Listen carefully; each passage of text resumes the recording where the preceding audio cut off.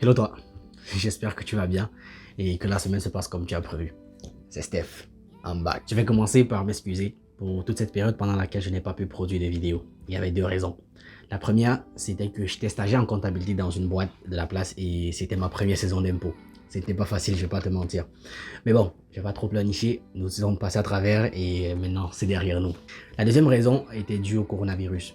En fait, le studio dans lequel j'avais l'habitude de tourner n'était plus forcément disponible et les heures pendant lesquelles j'étais disponible après les cours et le stage ne fonctionnaient plus forcément avec celles du studio. J'ai justement profité pour dire merci, un énorme merci à toutes ces personnes-là qui m'ont laissé un message ou qui m'ont appelé pour savoir pourquoi est-ce que je ne filmais plus.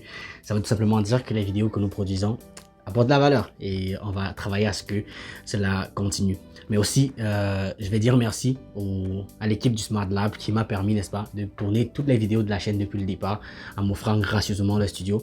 Merci beaucoup les gars. La bonne nouvelle, c'est que désormais, c'est set. Le stage, ça se passe beaucoup mieux, mais aussi le studio désormais dans lequel on va tourner, c'est ici.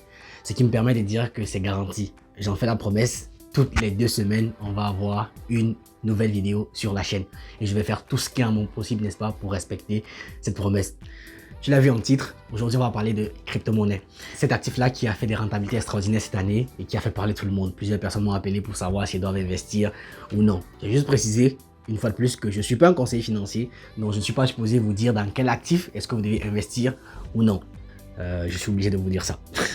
Donc, pour comprendre un peu la crypto-monnaie, moi je pense qu'il faut commencer par comprendre un peu son origine. Et pour comprendre son origine, il faut aller à l'essence même de la monnaie que nous utilisons aujourd'hui, la fiat, le billet de banque.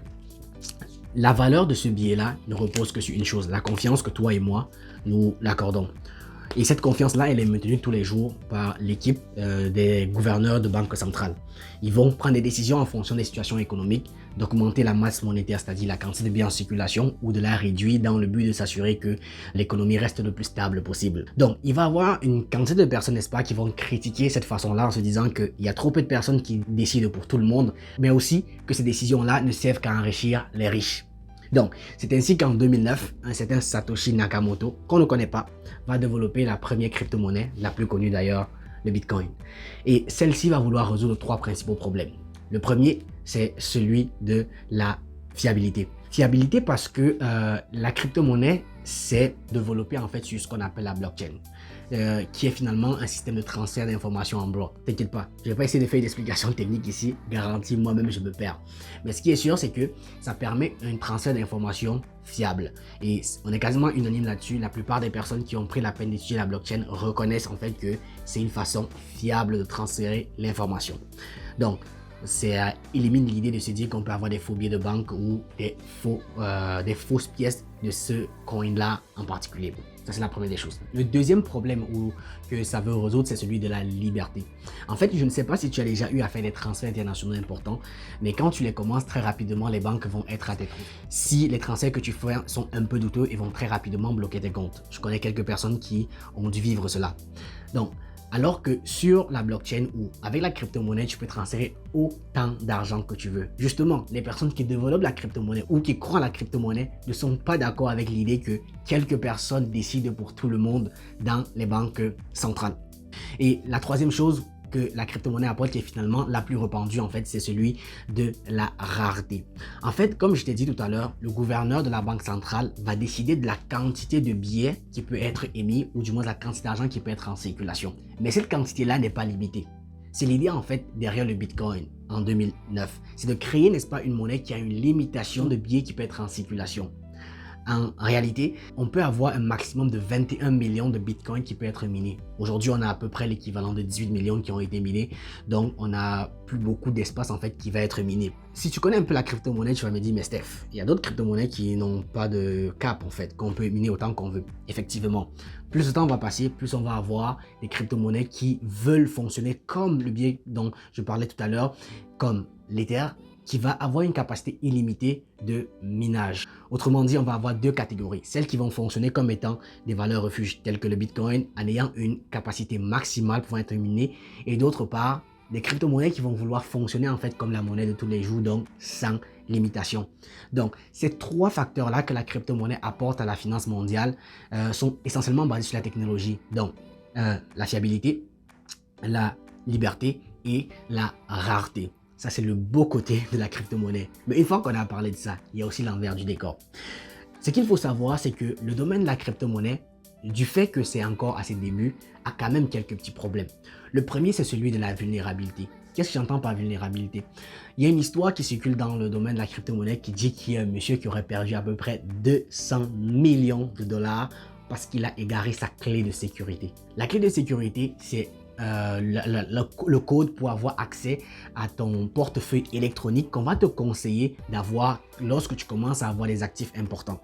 Mais ce qu'il faut se dire, c'est que ce code-là, une fois que tu l'as perdu, c'est pas comme le mot de passe de ton compte Facebook ou de ton compte Gmail, tu ne pourras pas la récupérer. Donc, si tu perds cette clé-là, tu perds tout l'argent. Autrement dit, quand on parle de crypto-monnaie, chacun est responsable de soi. C'est quand même assez dangereux. Contrairement aux banques, lorsqu'on a de l'argent dessus, il y a une partie en fait qui est garantie par l'État.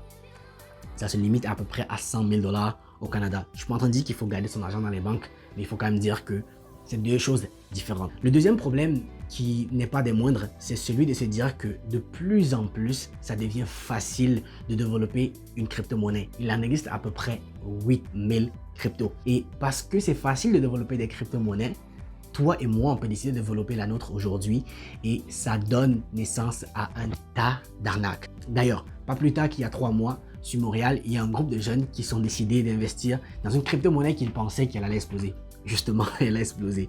Elle est passée de 40 sous à peu près à 5 $ en un claquement de doigts, en une journée à peu près. Et pendant la nuit, une personne a décidé de vendre et parce qu'elle avait une quantité importante de ces billets-là, la valeur, elle a chuté. Donc, qu'est-ce qui s'est passé? C'est retourné aux 40 sous et tout le monde a paniqué. On a vendu et aujourd'hui, c'est quasiment en justice là. Le troisième problème, c'est comme je viens de le parler, c'est celui de la concentration. En fait, oui, on parle de liberté, mais le fait que justement c'est libre et que tout le monde peut avoir accès à la quantité qu'il veut, fait que dans certaines circonstances comme le Dogecoin, il peut avoir une quantité de personnes, ou du moins un nombre de personnes qui vont en fait posséder une quantité trop importante de crypto-monnaies et donc peuvent décider de la mort en fait de cette crypto-monnaie-là en un claquement de doigts en décidant de tout simplement vendre ce qu'ils ont. Et finalement, le dernier problème qui est probablement le plus important, qui peut être considéré comme un problème ou pas, c'est celui de la volatilité. Il y a un ami à moi qui est all-in dans les crypto-monnaies, ce qui voudrait dire que tout son argent est dans les crypto-monnaies. Et il peut se réveiller un matin avec 20% de gains et le soir, il a perdu 30% sur son portefeuille, comme le contraire peut se poser. Autrement dit, pour investir dans les crypto-monnaies, il faut être quelqu'un qui est émotionnellement très fort. Une fois qu'on a dit ceci, comment est-ce que toi-même tu peux gagner de l'argent avec les crypto-monnaies? Mais avant de tomber dans cela, j'ai juste envie de te dire, comme je viens de te dire, les crypto-monnaies sont des actifs très risqués, très volatiles, beaucoup d'arnaques, vulnérables. Donc, évite d'allouer une partie importante de ton portefeuille. Personnellement, pendant les périodes où tout le monde s'affolait, j'étais plus là-dessus. J'avais fermé tout ce qui m'appartenait, j'avais vendu tout ce qui était mes cryptos. J'ai pris une pause, mais là, vu que c'est un peu plus calme, je suis retourné. Donc, je n'alloue personnellement pas plus que 10% de mon portefeuille sur les crypto-monnaies, tout simplement dû à la volatilité. Si tu as déjà commencé à investir de l'argent, tu vas comprendre une chose. La conservation de capital, c'est probablement la chose la plus importante en investissement parce que ça va te permettre de saisir des opportunités que tu ne peux pas saisir si ton portefeuille est en train de faire des montagnes russes. Il y a 4 façons de faire de l'argent en crypto-monnaie, comme je l'ai dit. La première, buy and hold, acheter, garder. Personnellement, moi, je ne vais pas essayer d'acheter la prochaine crypto-monnaie qui va devenir comme le Bitcoin. Je ne vais pas essayer d'acheter une crypto-monnaie à 5 sous en espérant que, n'est-ce pas, ça va se transformer en 60 000 $ en l'espace de quelques jours. Parce qu'en réalité, la plupart de ces shitcoins qu'on appelle vont disparaître, au moins 95%. Donc, je ne vais pas essayer de jouer à ce pari-là.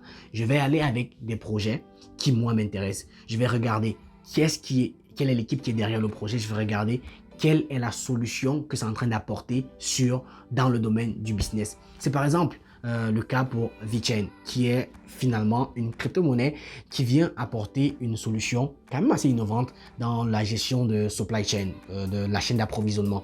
Donc, moi, j'aime particulièrement ce projet-là. Je ne suis pas en train de te dire d'aller investir sur celui-ci, mais tout simplement te dire que j'aime ce projet-là parce que effectivement, je trouve que ça apporte la valeur ajoutée à la finance, ça trouve la valeur ajoutée au monde du business. La deuxième chose s'appelle du stacking. Le stacking, c'est tout simplement sceller en fait des crypto-monnaies qui sont tiennes sur une plateforme dans le but, n'est-ce pas, de gagner de l'intérêt. Ça devient comme un compte d'épargne. Un compte d'épargne sur lequel tu peux très facilement faire du 5-10% par année. Donc, c'est quand même assez lucratif, à mon avis. Mais une fois de plus, là aussi, il faut faire attention parce que si tu stagnes de la crypto-monnaie qui est en train de perdre de la valeur, tu peux être en train de perdre de l'argent en effet. Donc, il faut faire quand même assez attention là-dessus. La troisième façon, c'est de faire du minage. Comme je t'ai dit, la crypto-monnaie, c'est d'abord et avant tout une application technologique.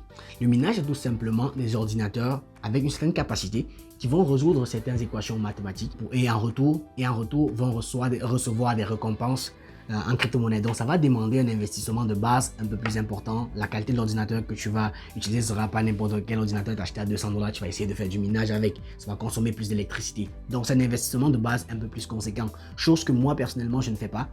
Tout simplement parce que je trouve que c'est assez risqué et que j'ai pas envie d'investir autant d'argent dans un business qui pour moi est encore tout jeune. La quatrième façon de faire de l'argent avec les crypto-monnaies, c'est tout simplement en développant des masternodes. C'est quoi un masternode? C'est encore une fois de plus des ordinateurs, mais qui cette fois-ci vont fonctionner comme étant les managers de la communauté, en fait, les managers de la plateforme. Et ils vont valider en fait l'intégrité des nouveaux blocs qui sont ajoutés par les mineurs, mais en plus de ça, ils vont s'assurer en fait de comment est-ce que la plateforme fonctionne.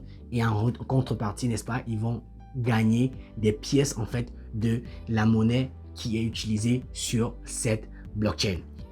Donc, c'était les 4 façons que tu peux gagner de l'argent avec la crypto-monnaie. Ça, ce sont celles que moi, je connais. Peut-être toi, tu en connais davantage et ce serait vraiment intéressant que tu partages avec nous en commentaire parce qu'une fois de plus, il ne faut pas oublier, nous sommes ici pour nous partager des ressources, pour bien gérer notre argent, mais surtout l'investir pour en générer davantage. Et comme je t'ai dit, on va produire plus sur la chaîne, on va aller rencontrer des entrepreneurs qui moi m'inspirent et que je pense peuvent aussi t'inspirer dans ton processus d'investissement. Et si tu veux faire partie de cette équipe-là, une fois de plus, abonne-toi à la chaîne. D'ici à là, bye!